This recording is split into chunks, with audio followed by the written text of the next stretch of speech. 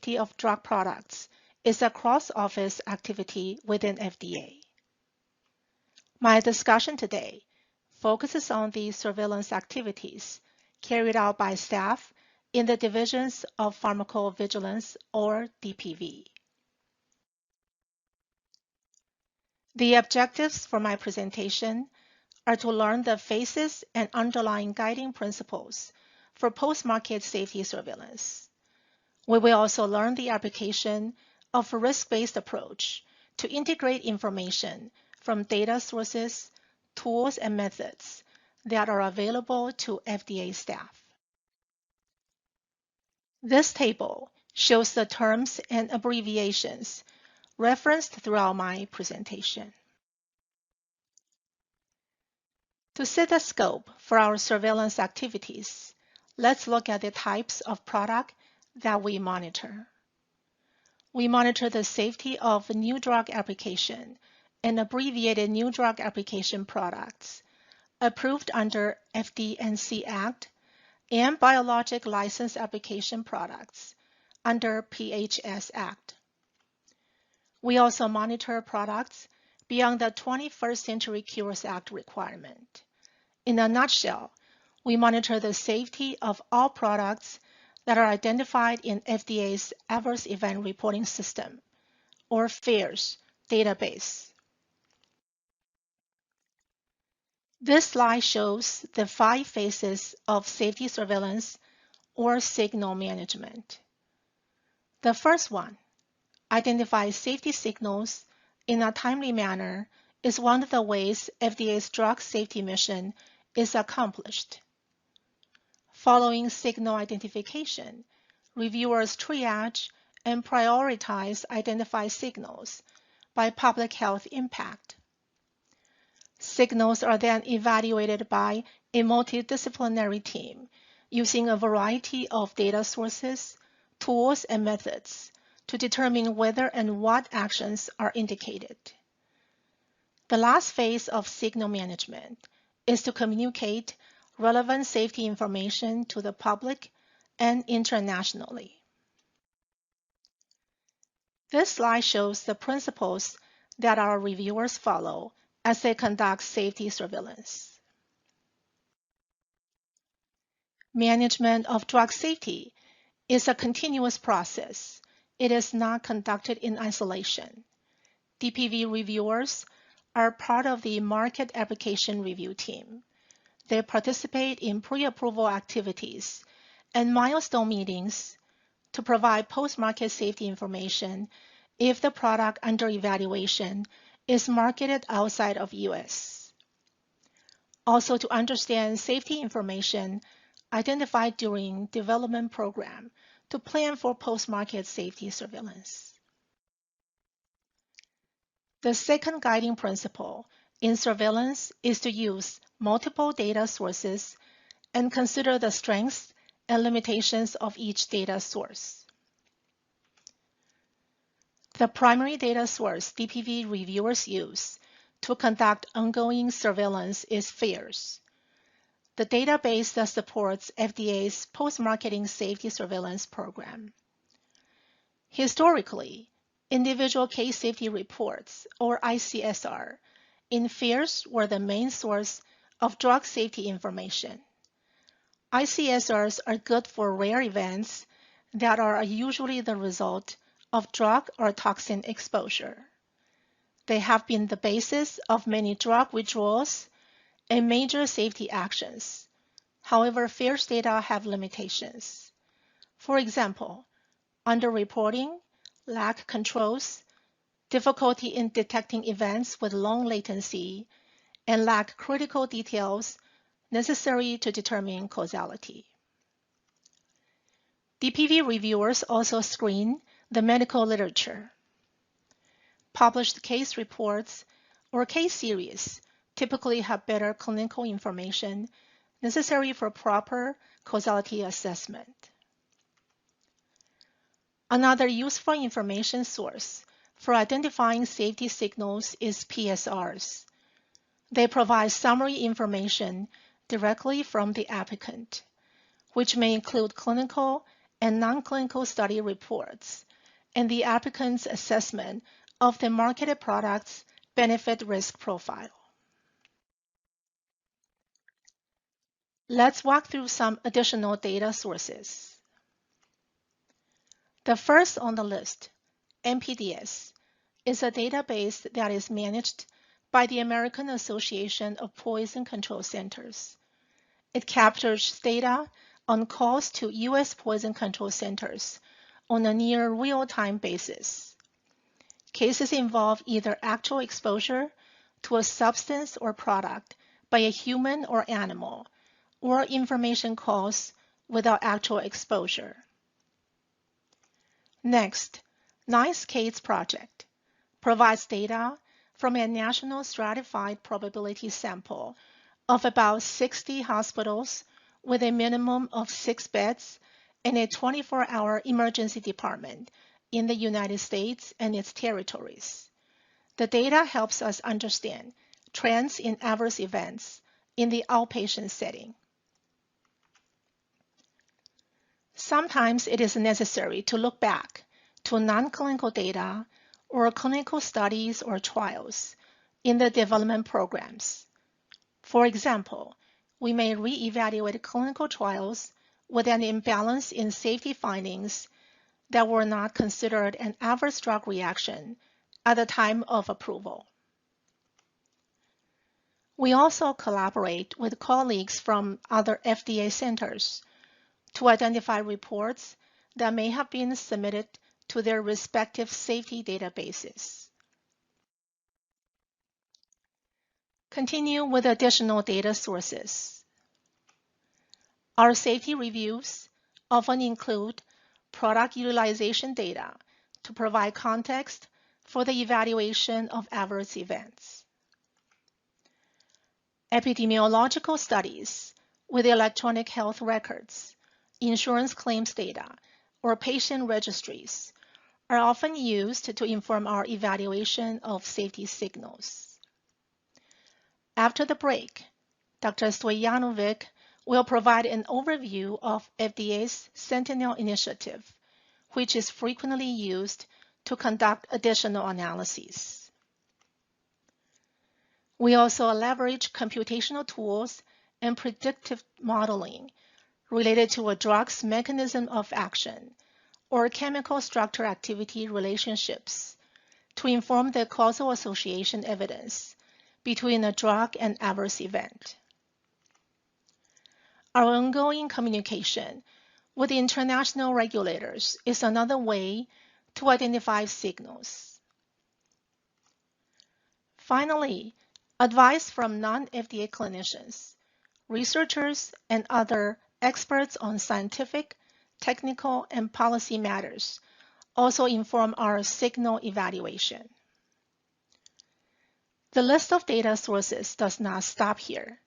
Through the establishment of partnerships and contractual arrangements, FDA continues to develop new data systems and surveillance infrastructure to complement existing resources.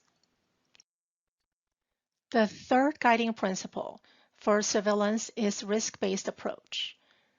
Why is it necessary to have this approach? FAERS reports have continued to increase over time, but have substantially increased in recent years. As of December 2019, there are over 19 million reports in the FAERS database.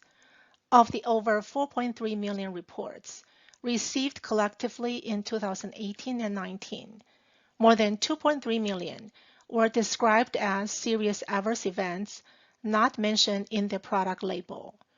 Without the risk-based approach, we would evaluate each report in the same way. Consistent with FDA's mission to protect public health, we need to focus our efforts on the FAERS reports that are most indicative of risks to the individual and public. Risk-based approach provides flexibility of considering each product's characteristics and its projected use. The next 3 slides describe our risk-based approach in more detail. We're not going to read this busy slide. The key takeaway is we monitor the safety of all products in fairs with a focus on products for which less may be known about the safety profile or with adverse events of interest as described in the pharmacovigilance plan.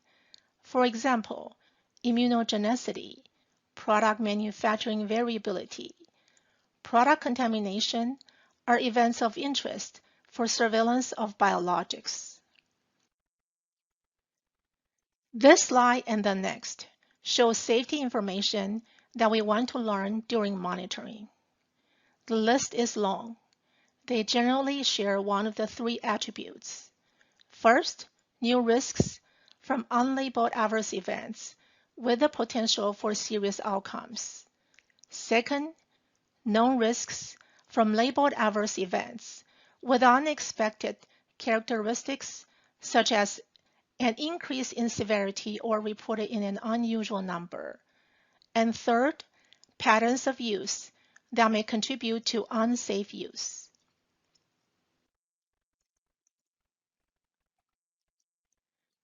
With that background, I will now walk through our surveillance activities. For the purpose of this presentation, signal identification includes detecting safety signals and conducting a preliminary assessment of whether the signal warrants further detailed evaluation. Newly identified safety signals are entered in CDER's central database to facilitate timely evaluation and management. Please refer to the backup slides for FDA's interpretation of the term signal and CDER's criteria for the phrase newly identified safety signal. On a weekly basis, reviewers screen newly received ICSRs in fairs.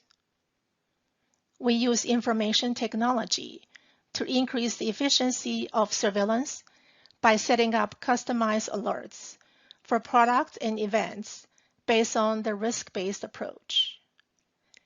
Data mining in the context of safety surveillance refers to use of statistical or mathematical tools to identify patterns of associations or unexpected occurrences in large databases such as fairs. As part of our weekly screening, reviewers may follow up with the applicant or the reporter for reports that do not include sufficient information to assess the potential causal relationship between the product and event. We also screen the medical literature for emerging safety signals that are not submitted as ICSRs to FDA. Our staff set up alerts in Embase and PubMed for products and safety issues consistent with the risk-based approach. Another safety signal identification tool is periodic screening of cumulative data. It complements our weekly screening of newly received FAERS reports and the medical literature. Cumulative screening is generally conducted at 12 to 18 months after initial FDA approval. The summary analysis includes our assessment of information from the FAERS database, medical literature, and periodic safety reports. The purpose is to provide an aggregate high-level summary of the reported post-marketing safety experience for the product under evaluation.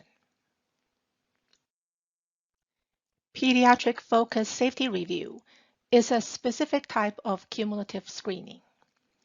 This type of review is triggered 18 months after the date of a labeling change for the drug to reflect studies conducted under PRIA or BPCA. The safety profile of drug for the pediatric population from birth to 17 years old is posted on the internet or presented at the Pediatric Advisory Committee to inform the public. This process involves several offices and divisions within FDA. in addition to the Office of Surveillance and Epidemiology, the Office of Pediatric Therapeutics, Division of Pediatrics and Maternal Health, Office of New Drugs Division, that approve the labeling change, all collaborate to accomplish pediatric-focused safety reviews. We need to prioritize identified signals for timely evaluation to protect public health. Prioritization is made based upon the nature of the adverse event, the seriousness of the outcome, the impact on the individual, and the impact on public health.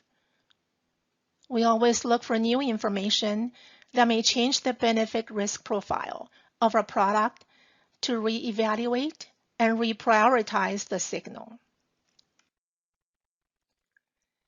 Next in our management of safety signals is to conduct a detailed and comprehensive evaluation.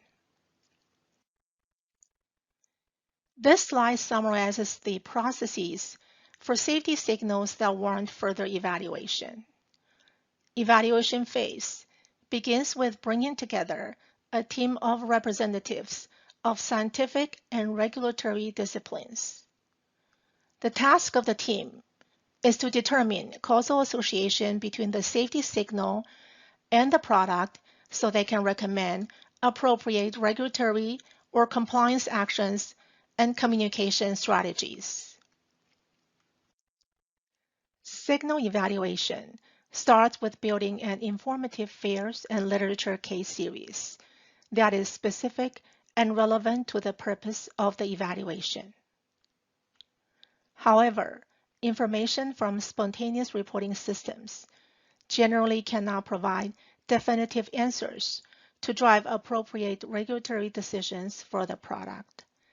Therefore, to determine if the adverse event is caused by the product, the multidisciplinary team considers the strength of evidence from the totality of data, such as drug utilization evaluation, epidemiological studies, sentinel analyses. Let's move on to what happens following comprehensive review of the safety signal. The team may determine that subsequent regulatory actions are necessary. Potential actions include recommending or requiring applicants to change the product labeling, gathering additional data through requiring a post-marketing study or trial, or requiring a new REMS or modifying an approved REMS to better mitigate the risk.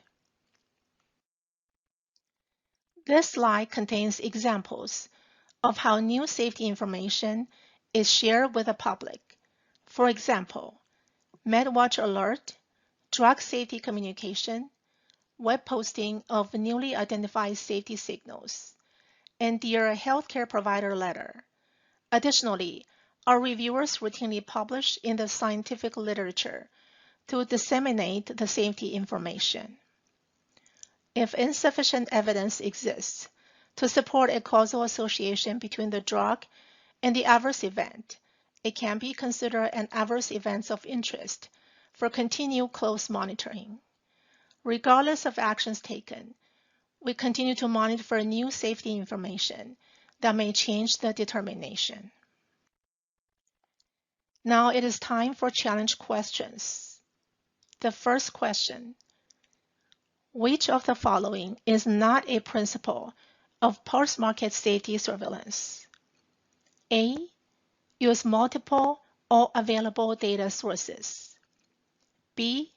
Multidisciplinary life cycle approach. C. Risk-based approach.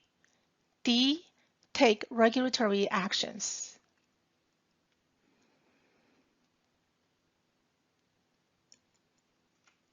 The answer is D. Taking regulatory actions is a process that follows comprehensive evaluation of safety signals. Question number 2. Which of the following is a type of communication strategy? A. MedWatch safety alert. B. drug safety communication. C, web posting of newly identified safety signals. D, Dear Healthcare Provider letter. E, all of the above.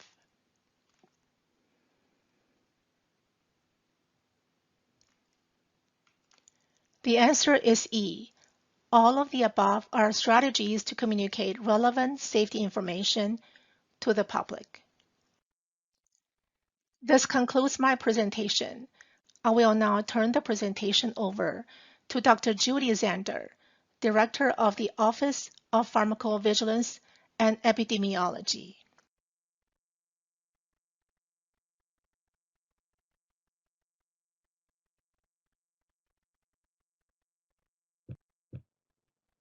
Hi, my name is Judy Zander, and I'm the Director from the Office of Pharmacovigilance and Epidemiology in the Office of Surveillance and Epidemiology, that's OSE, in CDER from the US FDA.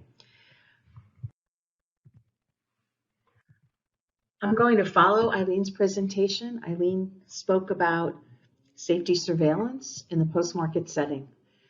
I'm going to take a step back and talk about benefit risk assessments throughout the product life cycle, the fundamentals, as well as the framework that's used by the FDA in both human drug review, that's pre-market, as well as post-market use.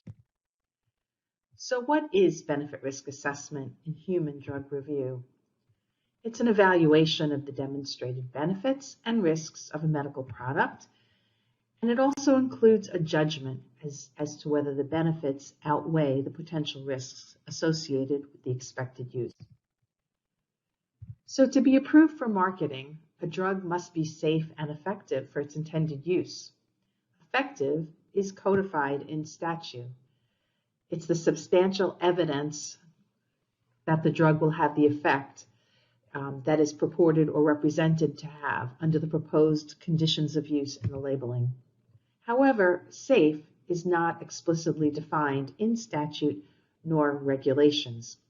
However, we do interpret it as the determination that a drug's benefits outweigh its risks. So this is what the FDA benefit risk framework looks like. I'm sure you've seen it. It's a structured approach. We've implemented it into new human drug review, and it reflects a qualitative assessment. However, it is flexible enough to include quantitative analysis should it be appropriate. There are dimensions on the left column, and then the evidence and uncertainties and conclusions. The analysis of condition and current treatment options reflect the current therapeutic benefit, and then the benefit and risk management include product-specific assessments based on the available evidence at the time. So what's the desired outcome of the benefit risk framework? It's a clear and concise snapshot. It's consistently used and it's accessible, and it's aligned with the review process in the pre-market phase. Now we're going to talk about some of the specific key considerations. Therapeutic context. The analysis and condition and current treatment options are what we call the therapeutic context. It would include background, for example, the severity of the condition and the variability across the population of the condition.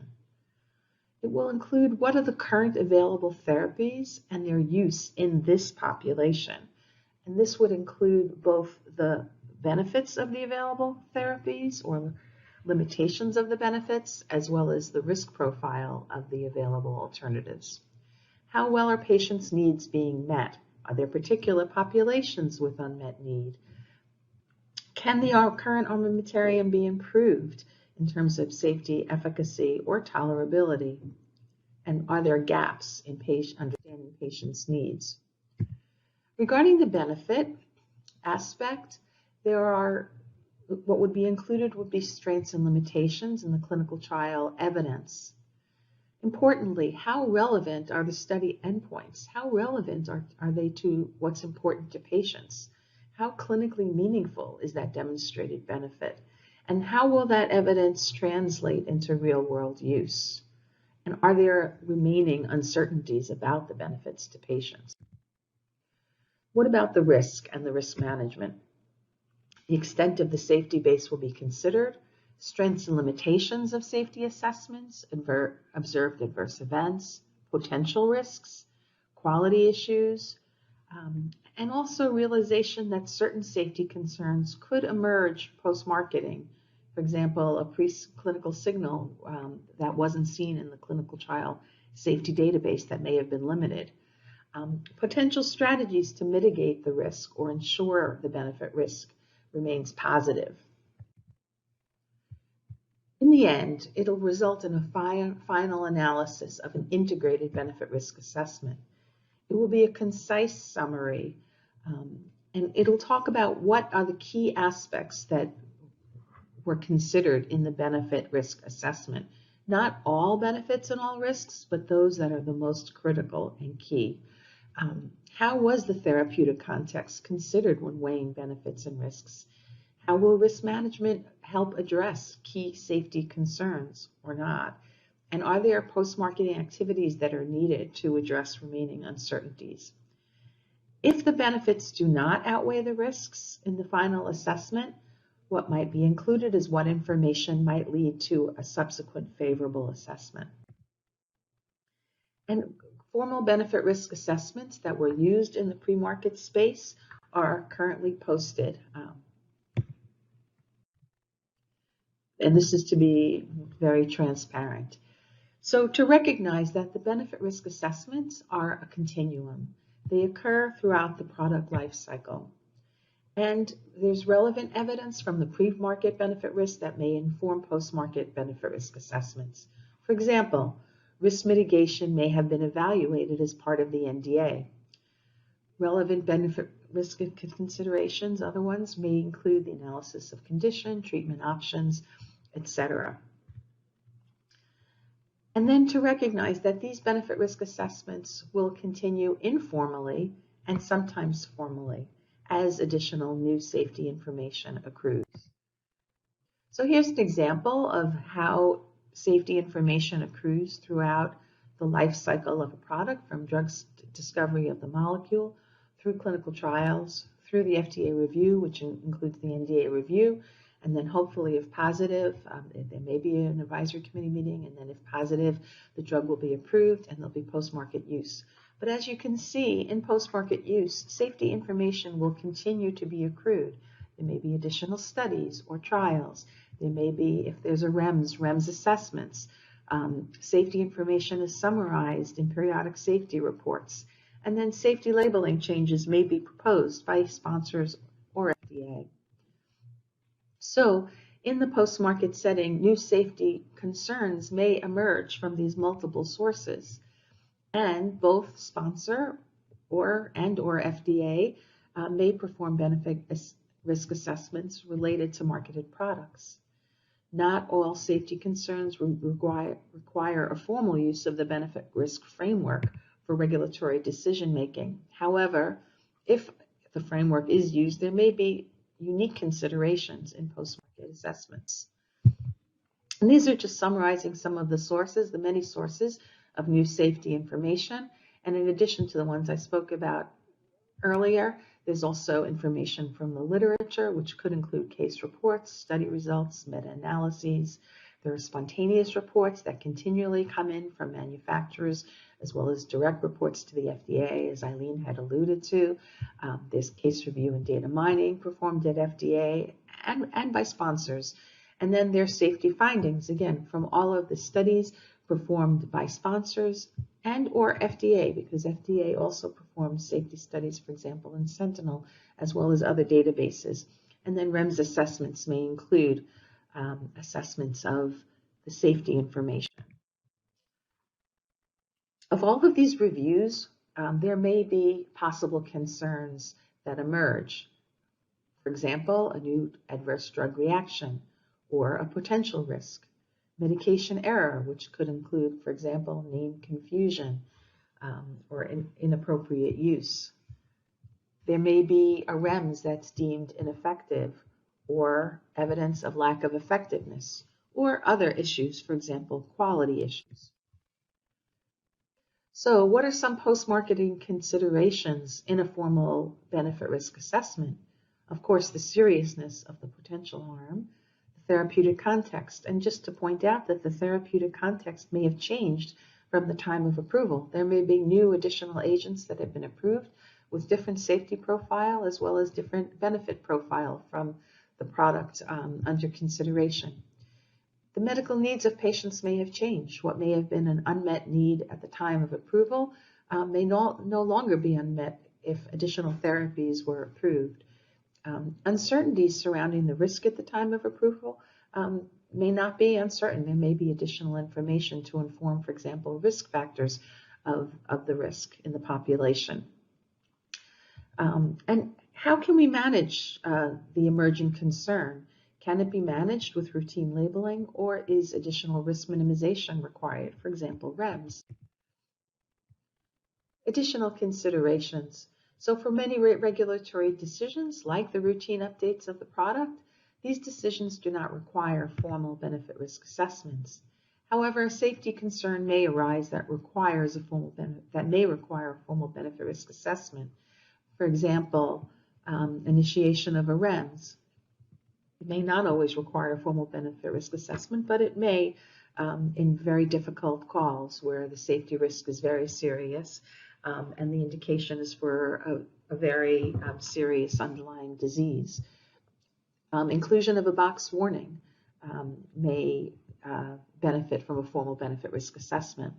And difficult decisions, for example, marketing withdrawal, if not straightforward, may require a formal benefit risk assessment. I'd like to give a case study to illustrate the use of a benefit risk framework. And this is the example of Natalizumab.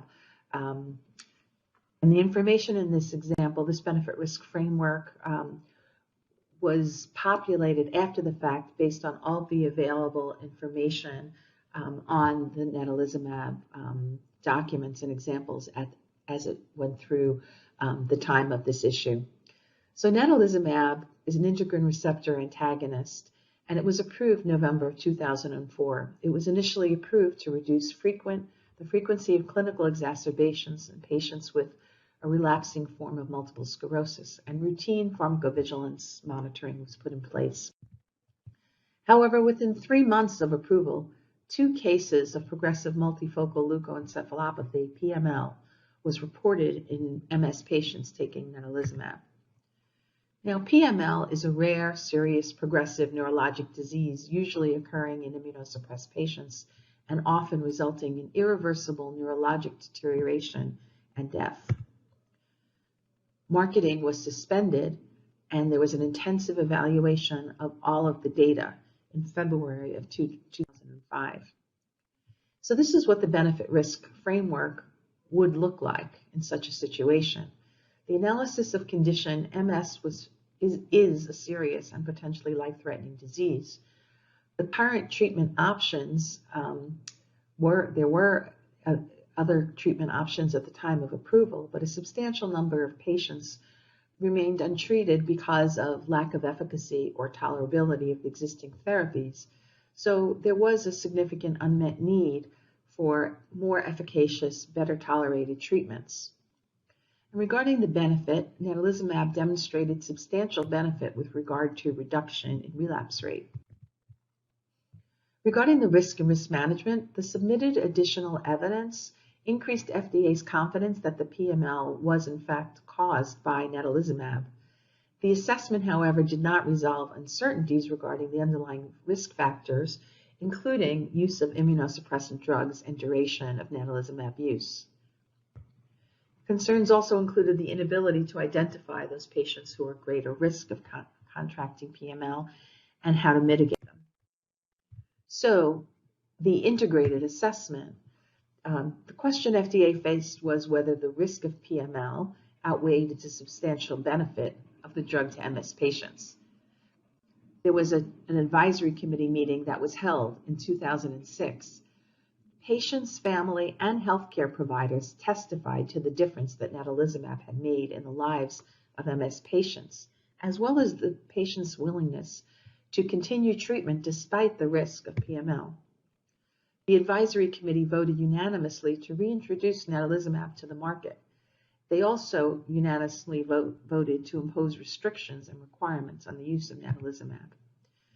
FDA's conclusion: in the face of these potential risks, the benefit of treatment clearly justified its reintroduction to the market with certain requirements, and that physicians and patients should be given the opportunity to decide if this treatment is appropriate in any given case.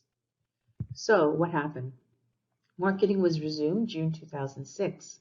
However, strict risk management was put in place with restricted distribution, pre-infusion evaluation, and a registry of all patients. And with that, there was continuous risk management with ongoing monitoring, continuous reassessment. The labeling was continually updated as additional information on risk factors was identified. And then, most recently, in 2015, the most recent risk factors on PML were included in the label, including consideration of anti-JCV antibody, the duration of exposure, and prior immunosuppressant use. And this information enabled patients and the clinicians to make the best choice as far as whether natalizumab therapy was appropriate for them. In other words, whether the benefit for those patients outweighed the risk.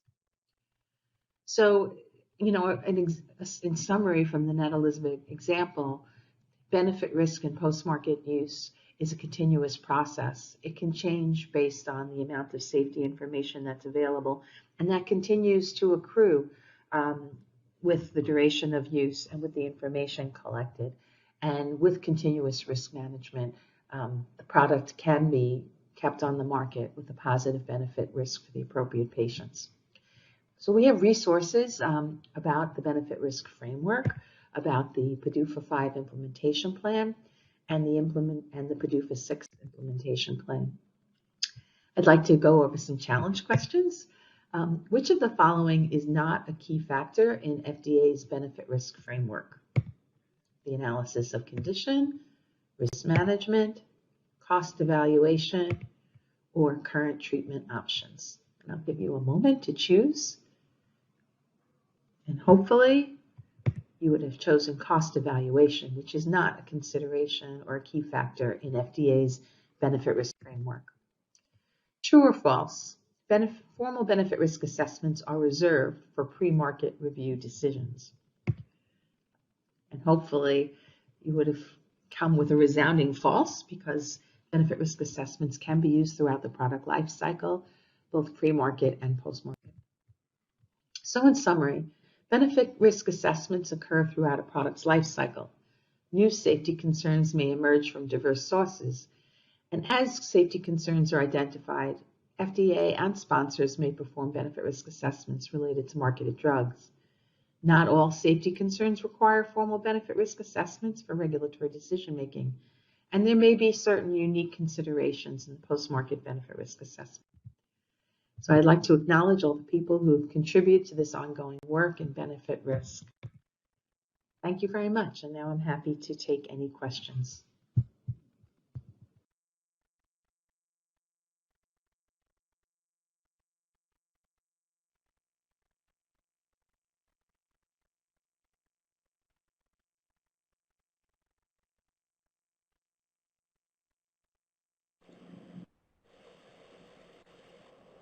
Thank you so much, Drs. Wu and Zander. We appreciate your time here today and sharing your insights on these topics. So with that, we'll go ahead and get started with questions. And if the audience has any questions, go ahead and put them in the chat pod in the lower right-hand corner. So our first question is for Dr. Wu. Glitch, but it sounds like we're all set. So Dr. Zander, what are some of the differences in the considerations used in the benefit risk framework between pre- and post-market BR assessments?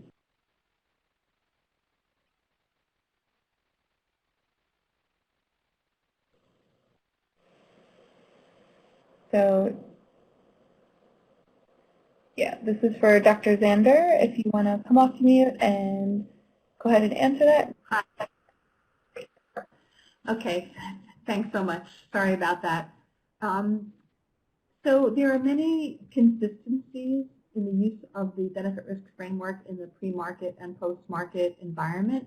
However, there are also some important differences.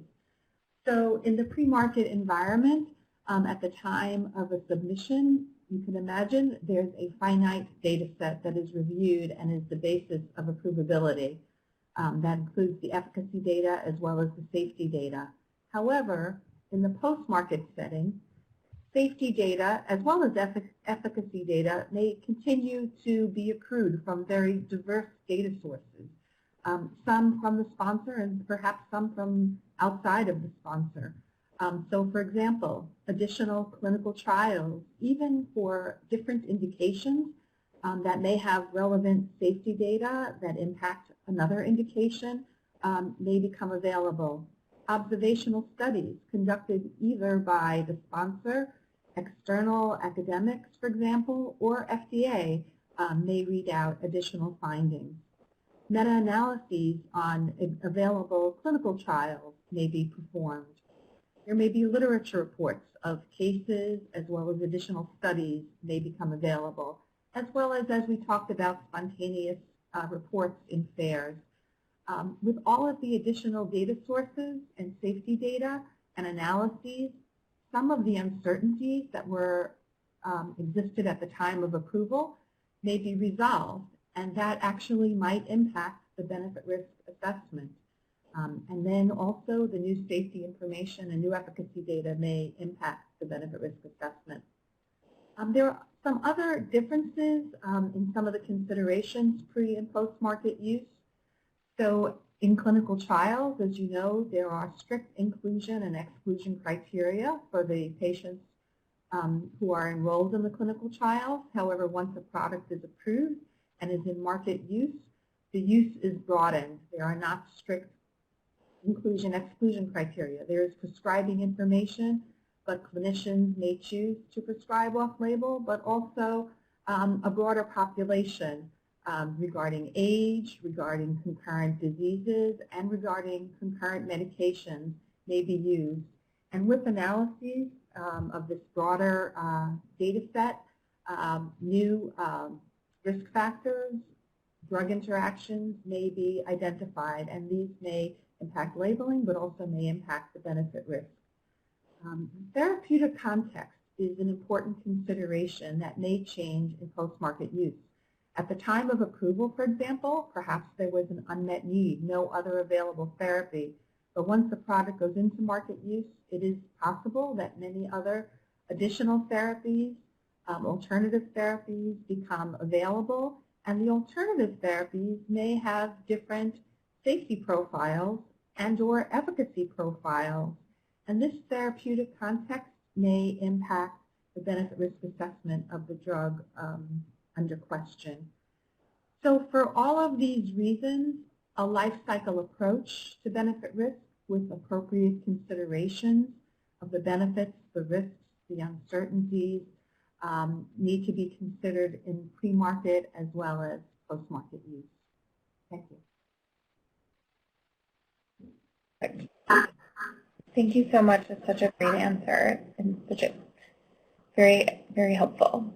All right. Our next question is for Dr. Wu. How are pharmacovigilance processes working during pandemic situations? Are there any new guidelines that people should be aware of? Yes, thank you for that question.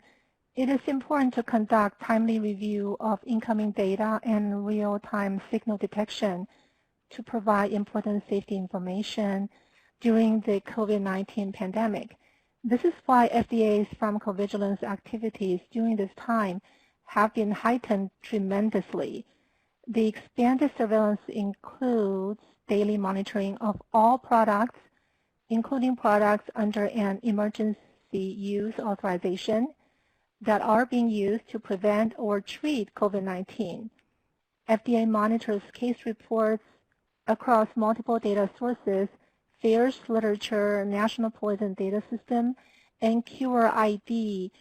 I don't know if you capture what I was trying to describe about QRID. to quick recap, it is an internet-based repository that allows clinicians to report novel uses of existing drugs for difficult-to-treat infectious diseases. As for the question about new guidelines, in May, FDA issued a guidance on post-marketing adverse event reporting for medical products and dietary supplements during a pandemic. This will provide recommendations to industry regarding post-marketing adverse event reporting for drugs, biologics, medical device, combination products, and dietary supplements during a pandemic. Thanks. Great, thank you, so timely. Good to hear that feedback. So next question is for Dr. Zander. When might one consider using a post-market benefit risk framework?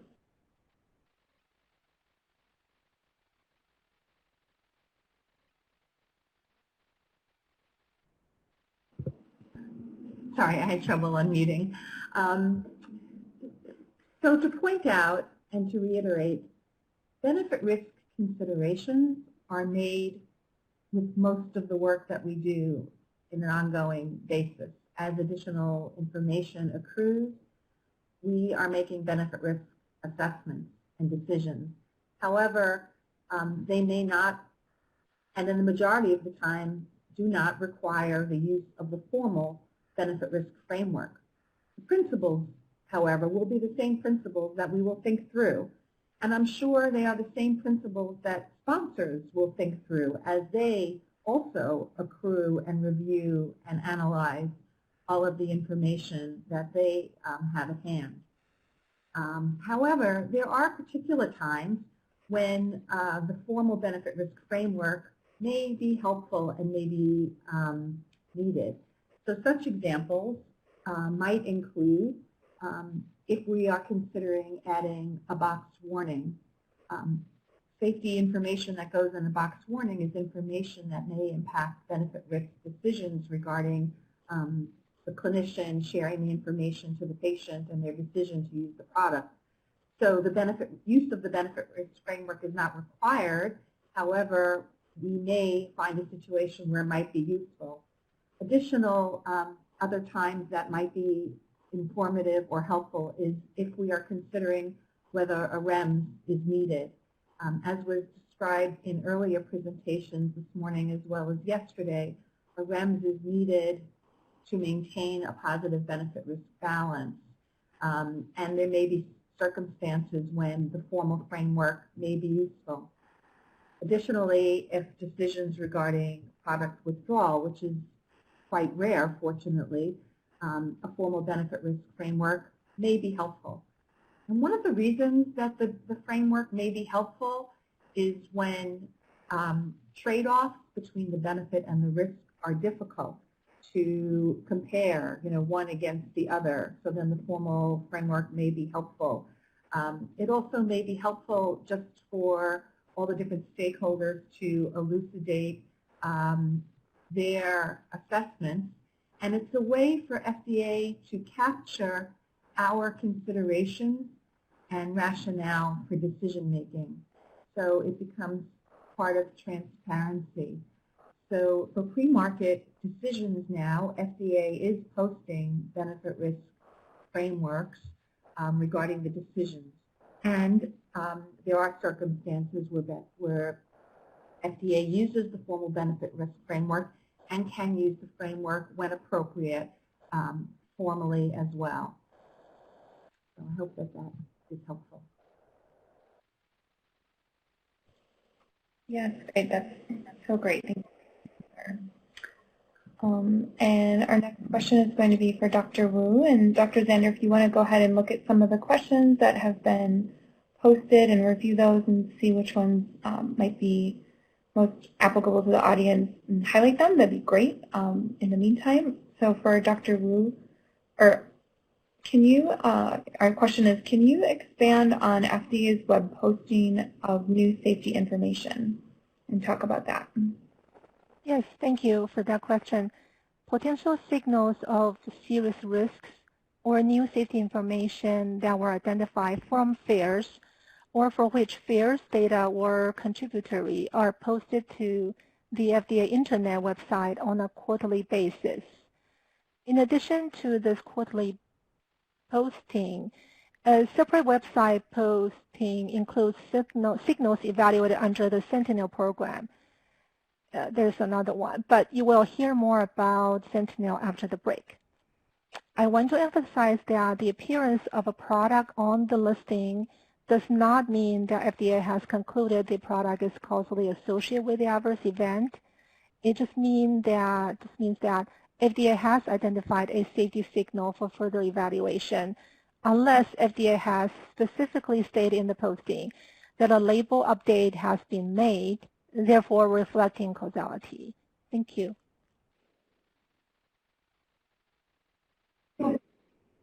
Thank you so much. All right, and our next question is for Dr. Zander.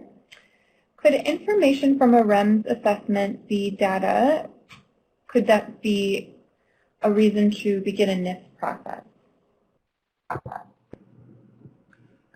Yes.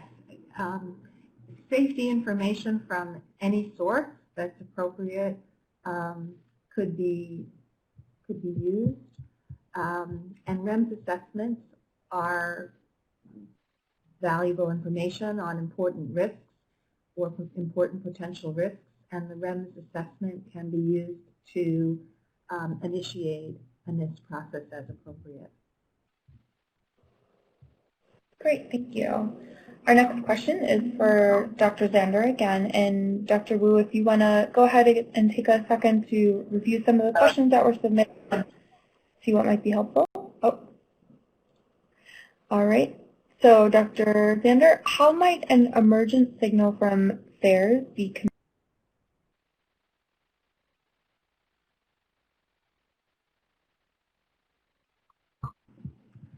The definition of a signal is information that requires further assessment. So a signal can come from any source, and then it would be evaluated. So the new process with NISs is that signals that are identified that require further evaluation become NISs. And then a multidisciplinary team will determine what additional data sources or evaluations might be needed, if needed, to further evaluate the signal, because potential safety risks or safety risks are determined based on totality of evidence. And so additional data sources may or may not be needed. They all would be, all the information would be evaluated, and it would be determined whether a reasonable possibility of a causal association threshold was met. Thank you. Great, thank you. And another question for you, Dr. Zander. How are uncertainties incorporated into the framework? So uncertainty is an important part of the framework regarding benefit and risk. And it's taken into consideration because it's called out and it's thought about. And then it becomes a question of risk tolerance. So how much uncertainty is acceptable given what's known about the benefit and what's known about the risk? And that's going to be a case-by-case determination. But the framework, by pointing out what the uncertainty is, will help in that decision-making. The example that I gave for Natalizumab, I think, was a good example because it illustrated the uncertainty first when the product was approved, and then subsequently when the product was brought back on the market.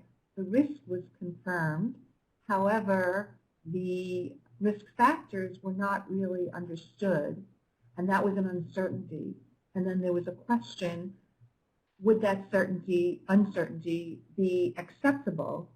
And the feedback that FDA got from patients and providers was that the uncertainty was acceptable, but FDA decided to further evaluate the uncertainty, to resolve it, and to have that information feed into the benefit risk. And that's why a registry of all patients was initiated and all of the data evaluated so that the risk factors could be elucidated, the uncertainty resolved, and that information included in the prescribing information to better inform individual benefit risk decisions made by clinicians and their patients.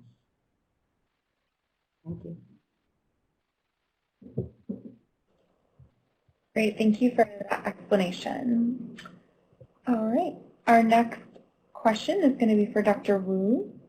How does the new NIS map released on April 30th in 2020 fit into the TSI signal management process at FDA? Should the sponsors expect NIS notifications in addition to TSI? Sure. If you are not familiar with the abbreviations, TSI stands for Tracked Safety Issue. NIS stands for Newly Identified Safety Signal. NIS is a new term, and it is not equivalent to what was previously called a TSI.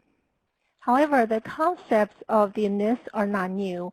In fact, the NIS map that was released on April 30th, 2020 refines and builds on many principles described in CDER's framework for managing TSIs. The NIS map builds on the previous process by tracking both clinical and product quality-related safety signals under the same framework, incorporating feedback from CDER staff to make the process more efficient, and making the process of managing post-market safety issues easier. Thank you.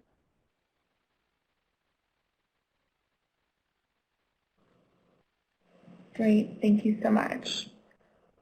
This I think concludes our question and answer session for our two presenters. So again, thank you so much for these fantastic presentations.